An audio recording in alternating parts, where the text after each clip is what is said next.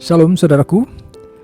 Di dalam video pendek ini saya ingin coba berbagi dengan saudara mengenai masa depan orang di dalam iman Kristen. Ya. Di setiap negara, cara orang memandang masa depan itu berbeda-beda saudaraku. Ya. Nah, karena kita tinggal di Indonesia, saya akan menjadikan renungan ini berdasarkan kondisi kita di Indonesia. Di Indonesia, setiap orang pada umumnya memandang bahwa masa depan itu harus dimulai dari bangku sekolah formal, ya.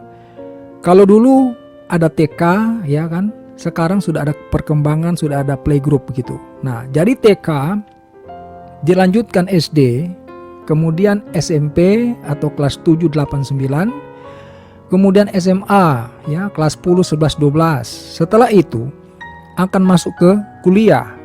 Setelah selesai kuliah, lulus, akan mencari pekerjaan dengan harapan mendapatkan posisi jabatan yang tinggi, tentu dengan penghasilan yang banyak, yang besar, sehingga kemudian bisa membeli rumah, membeli kendaraan, ya, membelanjakan segala keperluan hidup dengan penghasilan itu.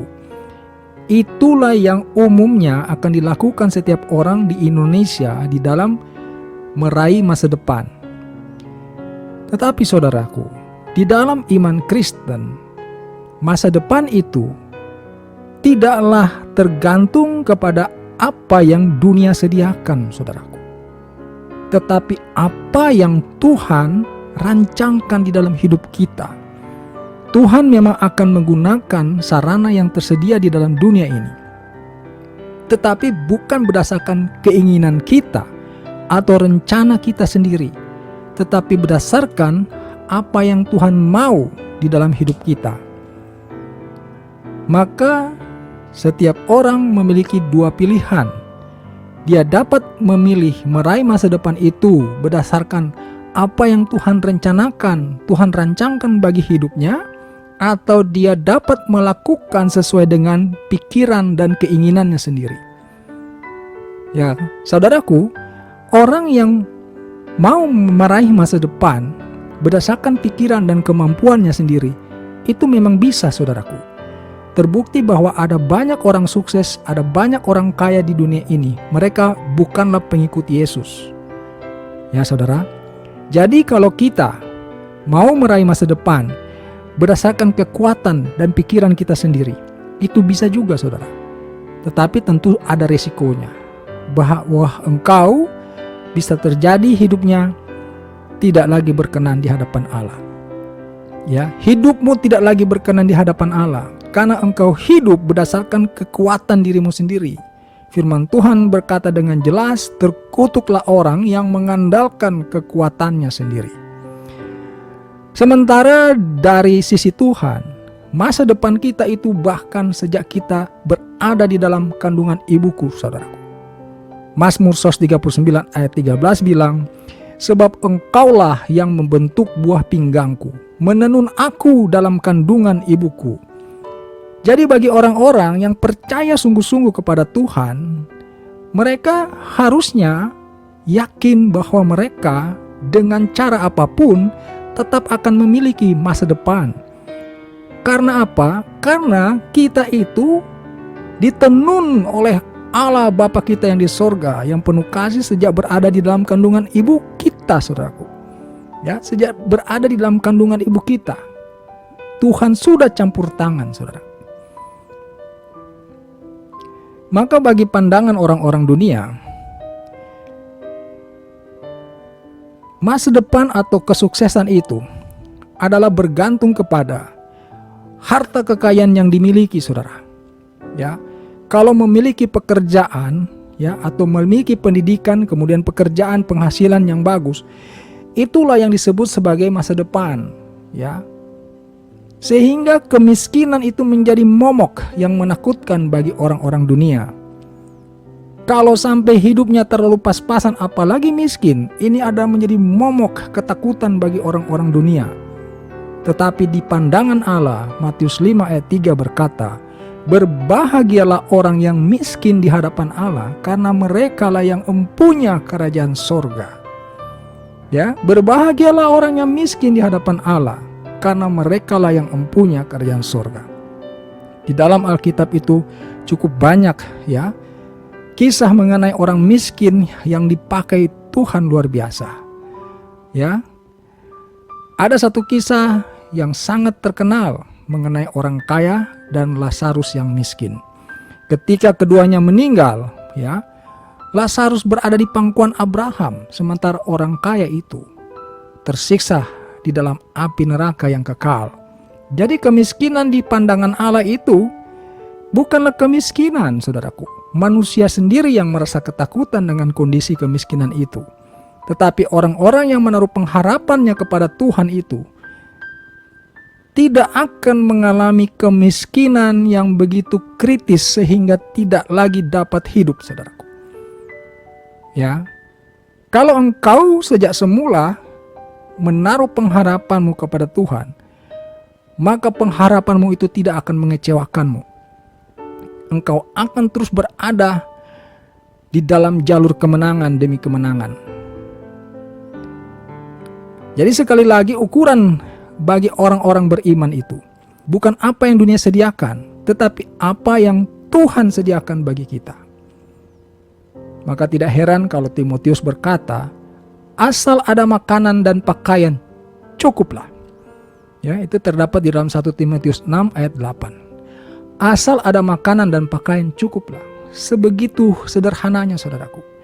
Bahkan kalau kita coba mempelajari orang-orang yang tinggal di sekitar Yesus dikala Yesus masih hadir di muka bumi ini, mereka semua itu adalah orang-orang dengan latar belakang yang tidak kaya raya, saudara.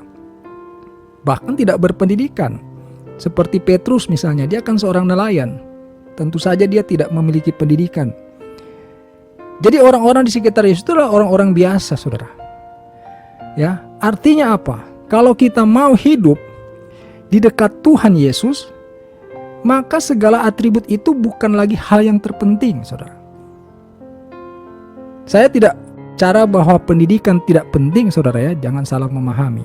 Yang saya maksudkan di sini adalah jangan engkau membuat pikiranmu itu terbelenggu oleh apa yang dirancangkan oleh dunia ini. Bahwa dunia ini merancangkan setiap orang itu harus melalui jenjang ini dan itu. Tetapi kalau engkau membiarkan Tuhan dengan bebas, ya, berkarya di dalam hidupmu, ya, engkau akan mendapatkan masa depan yang dari Tuhan. Maka jalan hidupmu tentu saja dapat berbeda, saudara. Ya, tidak harus sama persis dengan apa yang dilakukan oleh teman-temanmu, orang-orang di sekitarmu. Sehingga ketika engkau misalnya tidak mampu kuliah, bukan berarti masa depanmu pupus. Ketika engkau tidak lulus kuliah, engkau tidak berhasil mendapatkan pekerjaan yang baik, itu bukan berarti masa depanmu telah habis, ya, atau engkau tidak memiliki masa depan yang baik. Tinggal tergantung bagaimana engkau bersama Tuhan itu. Ya, ketika engkau selalu berdoa, meminta petunjuk Tuhan, bagaimana engkau harus hidup, maka Tuhan tentu saja akan memberikan petunjuknya dengan caranya Tuhan itu sendiri. Bahkan saudara, di dalam doa Bapa kami, Tuhan Yesus mengajarkan, ada satu kalimat di situ berkata, berikanlah kami pada hari ini makanan kami yang secukupnya. Ini semacam apa ya? Suatu petunjuk bahwa Tuhan pun ya hanya memberikan kepada kita hal-hal yang memang kita butuhkan, saudaraku. Kita akan butuh makan setiap hari. Itu pun tidak diajarkan kepada kita untuk berdoa supaya Tuhan memberikan kepada kita makanan yang berkelimpahan. Tetapi dikatakan di sini, berikanlah kami pada hari ini makanan kami yang secukupnya.